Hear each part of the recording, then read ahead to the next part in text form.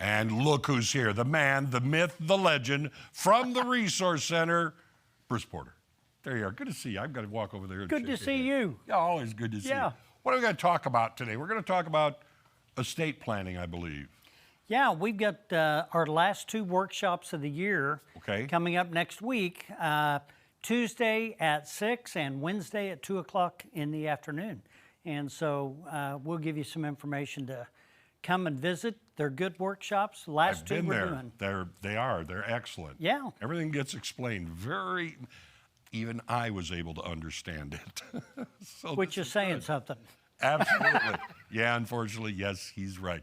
Okay, we're going to talk though about, estate planning for blended families, which there are more and more of all the time.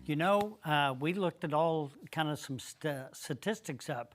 40% of families, one spouse has a child from a previous marriage. Mm-hmm. So when you think about, the unique parts of blended families, yours, mine, ours together, and how do you divide that up, and what do you do when you're doing your estate planning? Yeah. And a lot of times we just have to sit down and have conversations about that. And they have to be honest. I mean, there are some possible minefields out there. There are. Talk about this. The things you want to try to avoid are family conflicts, things like that. Right. Because you can get into some issues that need to be talked through as a family before, it gets down to where somebody has passed away, and now you're trying to navigate that minefield. You want to avoid punches being thrown and things like that. Absolutely. You really do.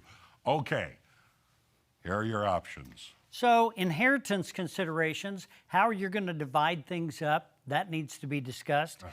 Remarriage, if, you're blended and something happened to one of you and then the other at young enough ages, you can't blame them for being possibly remarried. No. So you need to discuss those types of situations. And then balancing lots of multiple interests, which we've talked about, yours, mine, prior to marriage, and now ours together. And how are we going to blend that? How are we going to divide that? Yeah. And what I've found over time, everything kind of becomes one. The longer you're married, the more the family becomes one unit and things like that. But it can very easily happen the other way.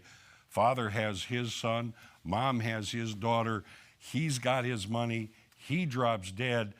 Son, but mom may get it all, and this one's left out in the cold. That's right, and without proper planning, some bad situations can develop out of that. Mm-hmm. So we've always found that it's better off just to get everything on the table and try to figure that out as we go. Yeah. Yep.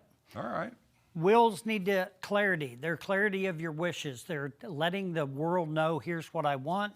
Trust, you're talking about kind of protecting assets and interest into the future and for the beneficiaries, making sure you've got proper designations on insurance and investments and cash, things like that. The things that we want to consider are making sure that there's no gray area if something unforeseen happens. Gray area is not going to work. No, gray area doesn't work. Gray area creates family conflict. Yes, and of course you have different things here. Different things will apply to different situations. Absolutely. I mean, I might be able to find with a will, everything's fine. Other people, no, it's not going to work for them. They need a little bit more of a complicated plan. Okay. Having open discussions with your family, having family meetings.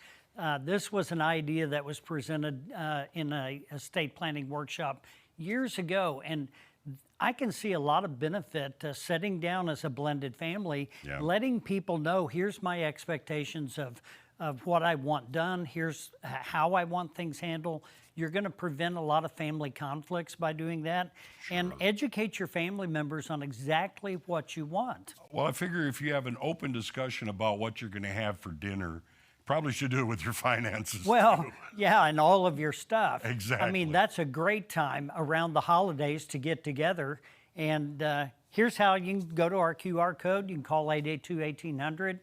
And next Tuesday at 6 and Wednesday at 2 o'clock. Last two workshops of the year, they're great educational workshops. Bruce, always good talking to you. Good to see you. All right.